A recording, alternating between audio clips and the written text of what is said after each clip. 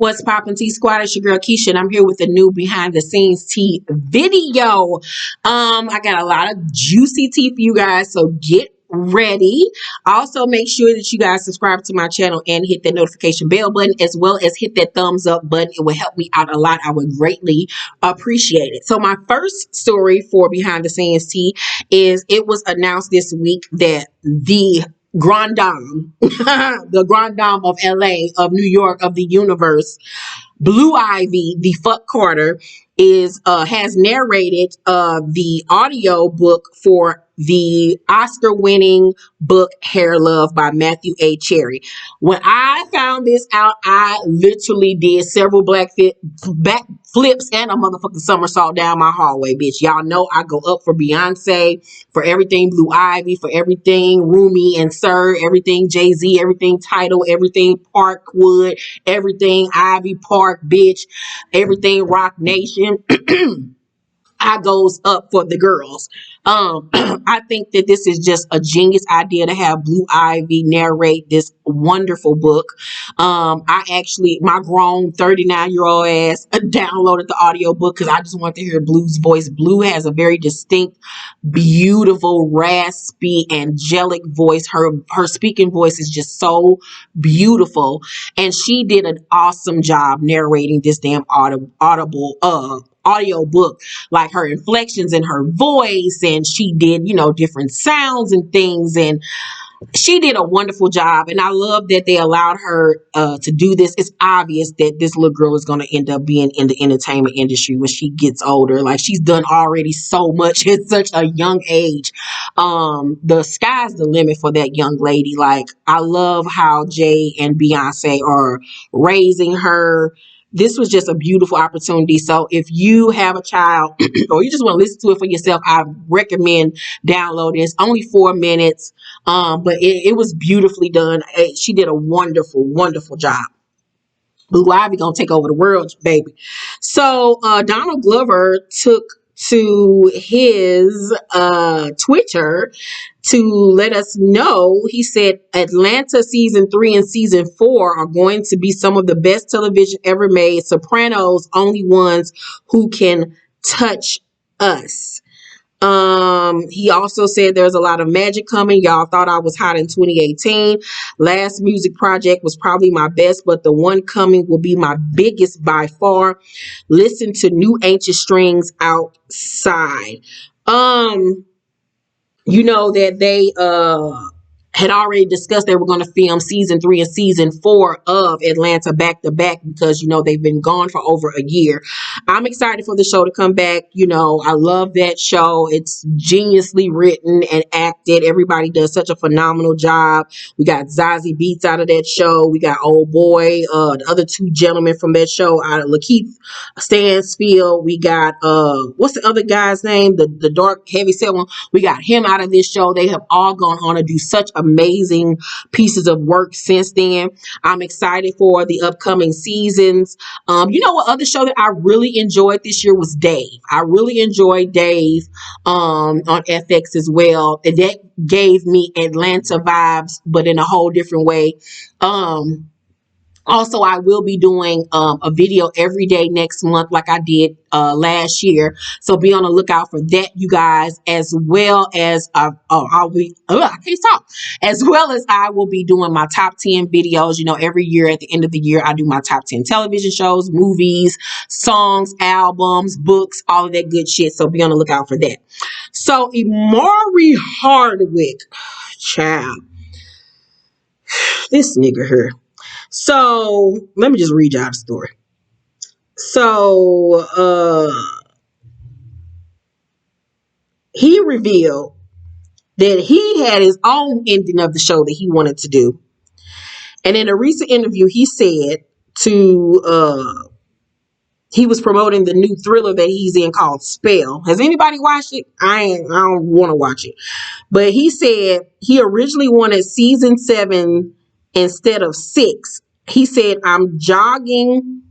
he said he originally wanted 7 seasons instead of 6 of Power. He said this is how he what he said, I'm jogging in Boston and it comes to me as how it should end. Just creatively, I shared it with Courtney Kemp. I emailed it in case she uses it and I at least have credit. When I emailed her was that it's season 7 and ghosts like Denzel Washington and Man on Fire, an eye for an eye, a life for a life. He has to go help his brother Tommy. Tommy does what he shouldn't do and Ghost has to give his life. I share with her. She likes it. I shared it with Joe. He's a big brain, a hell of a writer.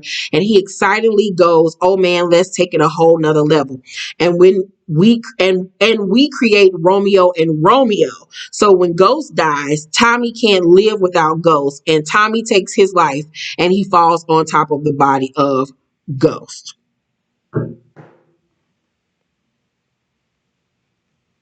Omari, stay in your lane. Stay in your lane. Just be fine. Just be fine and buff and just act. The fuck? Like, that was even a worse idea than how the show ended. Like, the fuck are you talking about? What in the gay hell is you talking about? You gonna end this life because your ass died? Like, oh my God. But y'all was trying to kill each other the whole damn season. Like, that didn't even fucking make sense, bro. That was just way over the top. It was so soap opera-ish. Like, no. No, ma'am. Do y'all like that idea? Because I don't. And I'm glad it didn't make the screen. It was a terrible idea. Like, y'all should just kiss each other in the mouth. Boys, sit down. Also in Power News, 50 Cent posted, COVID slowed us down, but we back. Here we go. Raising Canaan. They are shooting the first season of Raising Canaan. I'm excited about it. So far for Power Book 2 Ghosts, I've been enjoying it. They've been on a good start. It reminds me a lot of season 1 of Power where we were on a good train and then it derailed at some point. But I'm liking Power Book 2 Ghosts. So we'll see what they end up doing with Raising Canaan. As you can see, Mario Van Peebles is directing this particular episode. And it looks like it said episode 10. If you can see the episode, it said episode 10. So it looks like they're almost done filming the entire season. Mario Van Peebles is a excellent director, so I'm looking forward to seeing who all else gets to direct on this upcoming season. Also, Power Book 2 Ghost returns next month on December 6th. I will be doing reviews. I will pick back up where we left off, so be expecting those reviews. Also, we get a first look at Angela Bassett in action, in an action film. We don't really get that from Miss Angela, but I'm here for it. The film is called Gunpowder Milkshake. The film stars Karen Gillian from Guardians of the Galaxy fame, Lena Headey, Michelle Yeoh, Chloe Coleman, and Carla Gugino. In Gunpowder Milkshake, Sam was only 12 years old when her mother, Scarlett, an elite assassin, was forced to abandon her. Sam was raised by the firm, the ruthless crime syndicate her mother worked for. Now, 15 years later, Sam has followed in her mother's footsteps and grown into a fierce hit woman. She uses her talents to clean up the firm's most dangerous messes. She's as efficient as she is loyal. But when a high-risk job goes wrong, Sam must choose between serving the firm and protecting the life of an innocent 8-year-old girl, Emily. With the target on her back, Sam has only one chance to survive, reunite with her mother and her lethal associate, the Librarians. These 3 generations of women must now learn to trust each other, stand up to the firm and their army of henchmen, and raise hell against those who could take everything from them.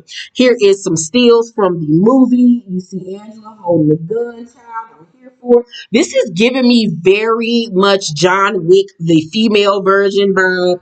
Jillian seems like she's going to be Sam. We see the little girl Emily. Here's another still. This is, Lena was Cersei on Game of Thrones. I am here for this. You know, Lena can act down. Angela can act down. I love Karen. This is going to be very good. I am so excited about this. You know, I love to see bitches kicking ass. And like I said, this is giving me very much John Wick, the women version, like the librarians. I love that name, the firm. I am here for this. When is it coming out? I need more information immediately. Are you guys excited about this? Because she is. I am. For all of you Umbrella Academy fans, they have been signed on for season 3.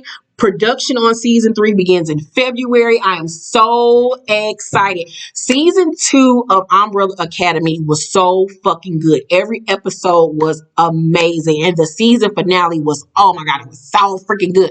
Like the storylines were just 10 times better than the storyline season 1.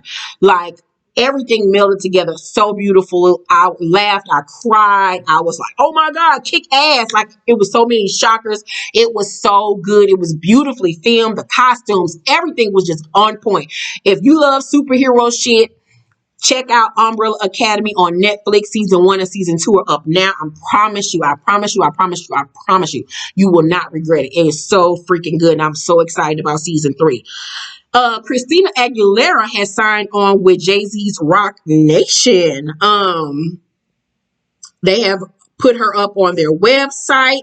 You know, Christina Aguilera has sold over $43 million. 43 million records to date. I have been wanting Christina Aguilera to have her moment in the sun again. She is a major talent. You know, sis can sing down. She's so talented. I want her to have that record again. I want her to have what she had in the early 2000s, late 90s. Like, I want her to get her mojo back. I feel like she has to find her niche amongst this new sea of talent. You know what I'm saying? She just got to find that groove. You know what I'm saying? I feel like she needs to come back on not the pop music side, but she needs to come back on some R&B shit. Get a rapper on her track. Get back to dirty Christina. Like, that's what I want. Like, get back to sexy, nasty Christina. Like, that's what I want from her. I hope that Jay-Z is able to really push her back into the spotlight to where she needs to be, because I love Christina. Love her down. In Big Brother news, CBS has announced that all their reality shows, including Big Brother, Survivor, and Love Island, will feature, y'all ready? Feature cast of 50% people of color in upcoming seasons. Hallelujah. Thank you, Jesus. About fucking time. According to Entertainment Weekly, the network announced a new diversity pledge just yesterday. Video. Hold on. This is my kid.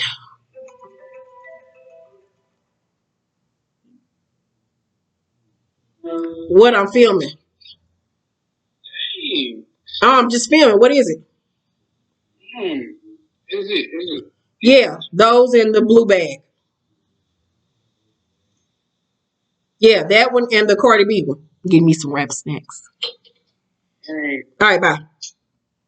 Sorry, my son is at work. He's getting me some rap snacks. Anywho, so they have announced a new diversity pledge just yesterday. This was November 9th, where they confirmed that the changes will impact the upcoming 2021-2022 seasons. Moving forward, all casts will be 50% Black, Indigenous, and people of color. About fucking time, because you know I have been an avid watcher of Big Brother. I have not missed one season of Big Brother since season 1.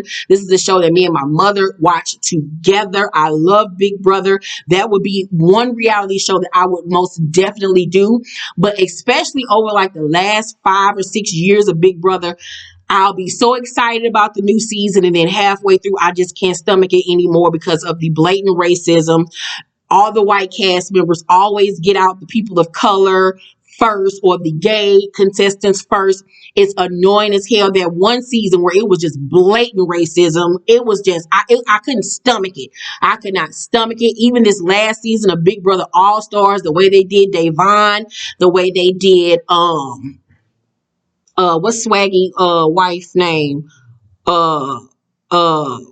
her name started with a B. Y'all know who I'm talking about. Her. The way they did her, the way they did the other black castmates. Like, I just cannot stand that shit. So I hate it that with these types of reality shows, they'll have 9 white people and then 2 black people. Like, the fuck? Like, of course they gonna get rid of the niggas first. Like, the fuck? So I'm really excited that now we'll have 50-50. Like,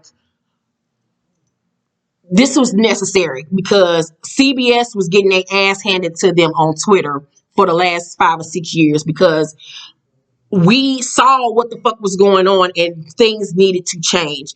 Love Island, I didn't really get that from them. I watched Love Island as well. So happy that Justine and Old Boy won. I love their love story, love everything about them. But I'm just happy that we're going to get 50-50 of people of color on these shows, and it is necessary. I'm looking forward to Big Brother because I was done after this. I was so done after this last season of Big Brother All Stars. I just could not handle it, couldn't take it. So about time CBS got on board with doing some major changes over there. So Emily in Paris on Netflix has been renewed for season 2. Did you guys watch Emily in Paris? I binged watched it when it first came out. It was cute. It was cute to me. They had, I feel like some parts of it were a little Hallmark Channel. Like, I want this show to get a little bit more grit and edge to it. And I want Emily Fashions to be better. Like, I need for Patricia Fields, I think that's her name, that did the fashion for Sex in the City. She's doing the fashion over here. I want her to give Emily Fashions a little bit better. But I liked it. It was a cute little show. I just wanted to get a little bit more edge and grit to it. But other than that, it was really cute. It was a really dope show to watch. I, however, suggest you watch The Duchess on Netflix. It's going to give you everything you need. It's going to give you fashion. It's going to give you sex. It's going to give you drama. It's going to give you romance. It's going to give you comedy out the ass. By far, one of my best favorite shows of the year. The Duchess kicks Emily in Paris's ass. And please watch it so we can get a season 2 of The Duchess. So it's official. Pepsi has announced that that the headliner for the Super Bowl halftime show on February 7th in Tampa Bay, Florida will be The Weeknd. I won't be watching. I'm not a fan. Oprah Winfrey and Brad Pitt are teaming up to adapt Ta-Nehisi Coates' book, The Water Dancer, into a film. Harpo Productions and Plan B are producing this movie with Camila Forbes to tell this interesting story from Coates. Set in pre-Civil War South, the story follows Hiram Walker, born into bondage. He possesses amazing photographic memory but has no memory of his mother. A car accident reveals to him a superpower called conduction, an ability to travel large distances, and that is triggered by powerful memories of his mother. As he struggles to gain an understanding of his power, he becomes involved with the Underground Railroad and meets historical figures. So these are all the major players in this.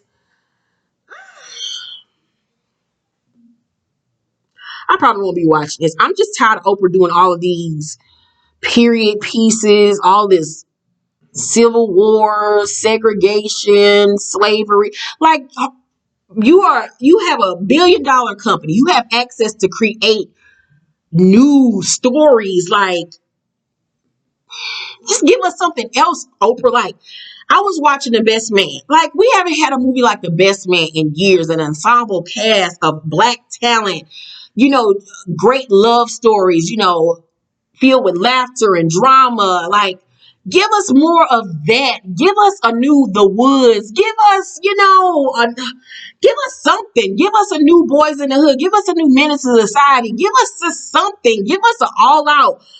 Give us another girls trip. Like, I'm so tired of this whole, like, we get it. We was enslaved. Hell, we still practically are now today. Can we do something else? Oprah, please give us something else outside of that and Tyler Perry. Girl, please. Jesus the Christ. You remember last week I was telling you guys that production has started on the HBO Max revamp of Gossip Girl. Well, we have photos The cast were photographed on the legendary steps of the Met.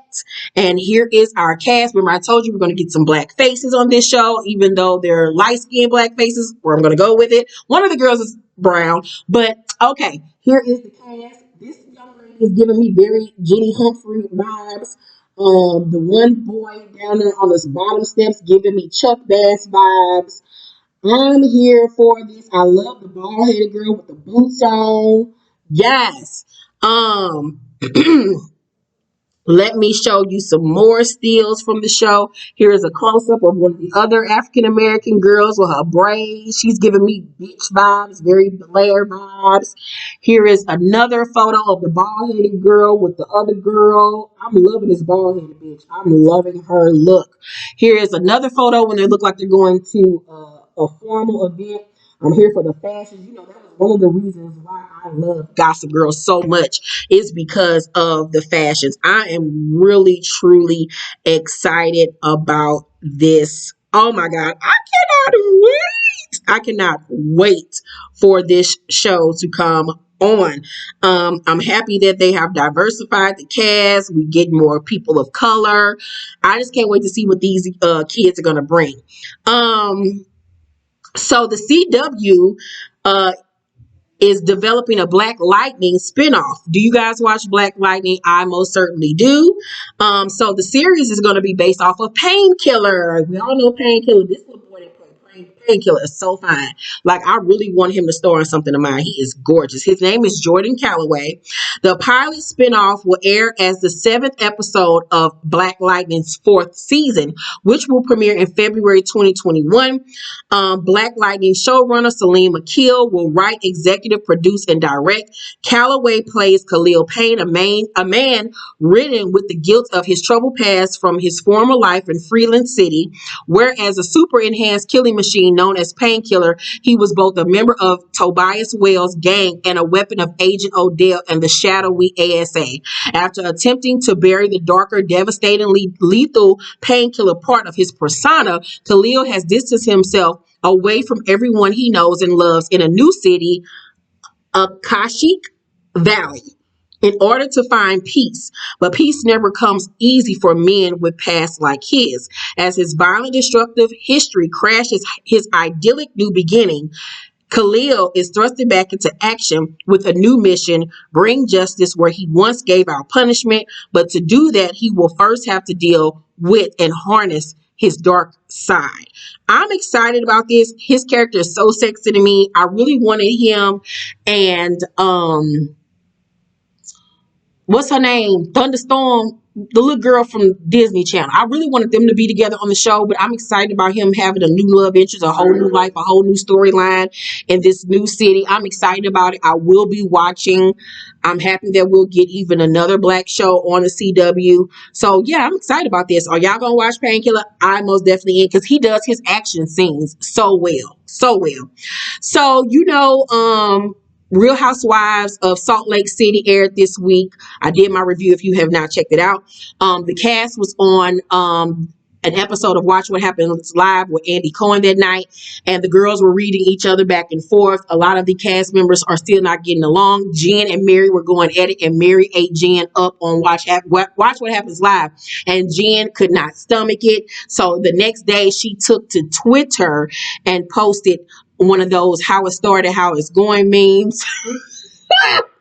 And she posted this picture of this grandfather and daughter that is not married. But then on the other side, we see the how it's going with Mary and her now husband, who is her step granddaddy.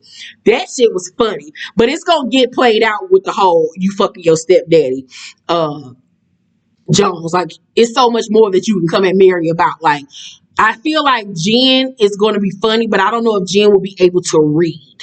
But we going to see. So then she posted, Mary shouldn't talk about other people's family while she is laying in her grandmother's bed with her husband. Child.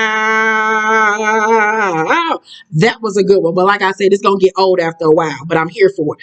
But bad news as far as the ratings are concerned.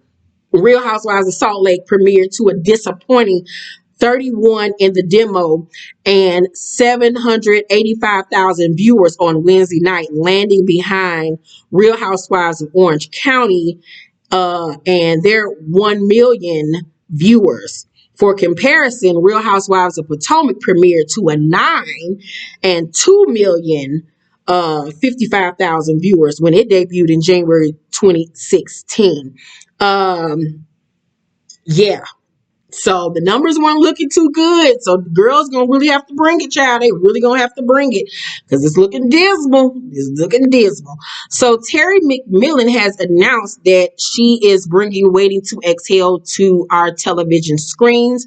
She is going to be a television series produced by Lee Daniels and some other people. Anthony Hemingway will direct. I'm excited about this, especially the cast. If they get an ensemble cast of some really good talent, I can really see this being something that we need as a culture. For Black women in today's society, struggling to make it, their relationships issues, family issues, friendship issues. I want to see Bernadine, Savannah, and all of that. Like, they just need to do a really beautiful cast. Like, I am here for it. Who do you want to see play the characters? Who can I see them picking? Because I don't want them to go back to the same old, same old. I want some new talent. Give the new girls. I feel like this show the characters should be based in their 30s, with families and this and that. Who can I see play these characters off the top of my head? I would say Jill Scott, but Jill Scott is already doing First Wives Club, but she would have been great to play Loretta Devine's character. Old girl from High Fidelity. The young lady from High Fidelity, and she also played in the Eddie Murphy Dynamite. What was y'all know what I'm talking about? Her. She would be good as Loretta Devine character. Who is another new talent that would be great? I'm gonna really have to sit down and think about this.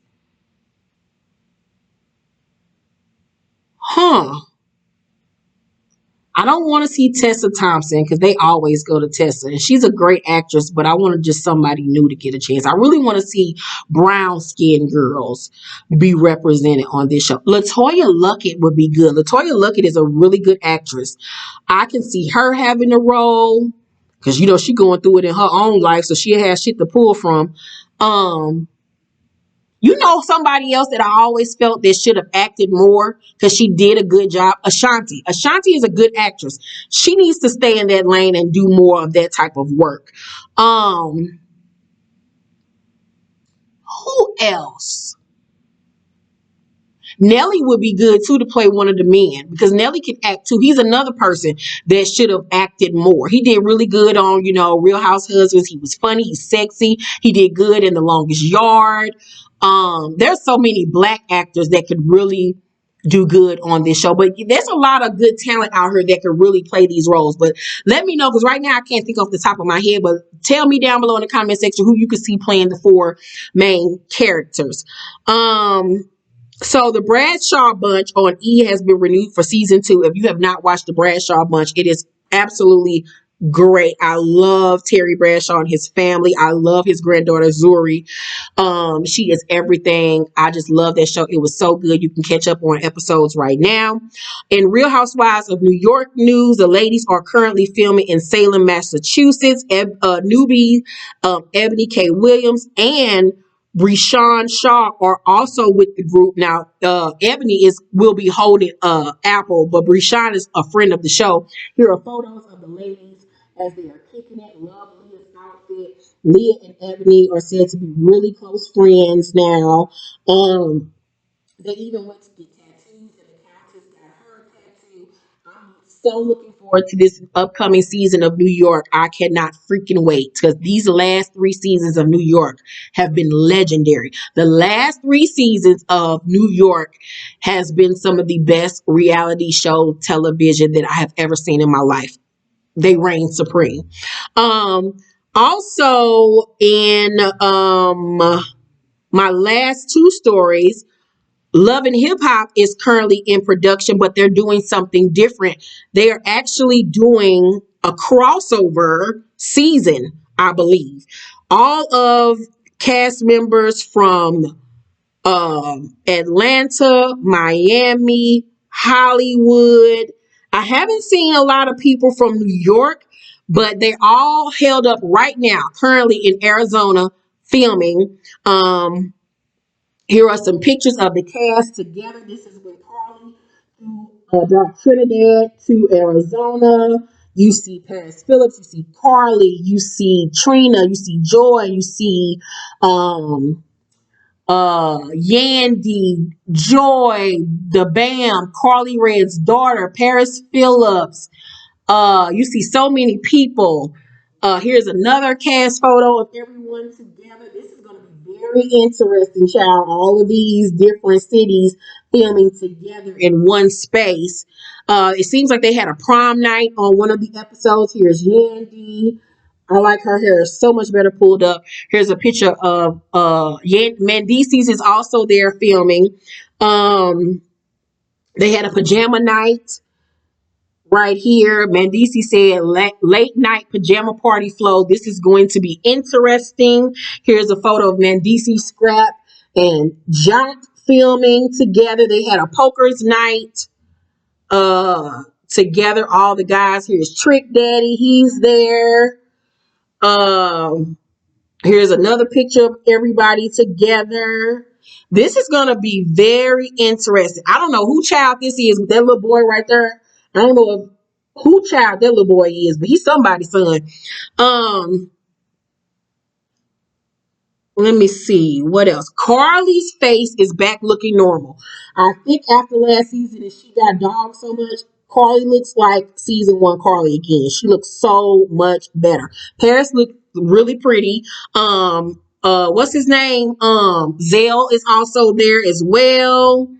I'm excited about this. This is going to be very, very interesting. Ray J is there filming. Here is a little snippet of little Scrappy telling Ray J to come get his dog. Man. You know what I'm saying? Come get your fucking dog, good. Good, go on, good. We also see kids in the background. April Jones is there. Man, the girl that's gonna have the girls who say. So how y'all feeling about this? I'm very much excited about this crossover. I don't know if the whole season is going to be like this or if all the cast just come together for a cast trip episode. I think that would be the smartest thing to do, like film in the respective cities, and then when they go on the cast trip, have everybody come together in one spot and film the cast trip. I think that's what they're going to do. They filmed Atlanta in Atlanta. They filmed Hollywood in Hollywood. They filmed Miami in Miami. But then when it's time to go on a cast trip, they're going to bring everybody together in one city, which would be very smart. I'm looking forward to Love and Hip Hop coming back. I missed my Monday night reviews. I'm excited about this. Now, in my last bit of tea, the Real Housewives of Potomac reunion happened this week. And this is what the Andy Cohen had to say. You guys, it is 10:15 p.m. and I am still with the fucking Real Housewives of Potomac. Look at how glowy I am. I sent my makeup artist home even what I look like. Do we look good? You ladies look good. I need the mat. Oh my God. This is nuts. This is epic. This is epic. Giselle and Karen are in the front seat. I was very shocked about this. I just knew it was going to be Monique and Candace sitting by him, but it's actually Giselle and Karen. The word on the street is that Giselle is exposed. She is the main target at the reunion, rightfully so, because her ass needs to be aired out. The Peach Report, which is an excellent source for anything Real Housewives of Potomac or Atlanta-based news. She reported That's a wrap, honey. A very long and eventful day full of truth and revelations that someone was seemingly prepared for. Hold on to your wigs, folks. MKE would be proud. Megan King Edmonds. My RHOC viewers will understand. Hence, sis is a Potomac detective. So that is a piece of tea that she gave us as well. Andy then posts afterwards this photo of himself, and it said wrapped. It says 11 hours later. That was one of the most dramatic yet. I shit you not. These women do not play. He also somebody said, I can't wait for RHOP reunion. Your exhaustion is appreciated. Is there enough for a 3 or 4 part reunion? Andy responded and said, we are figuring out how many parts now, but it could be 4. And then the next day, Monique Samuels tweeted, reunion was that lit and I slept like a baby. Andy had this was a response to what Andy had to say.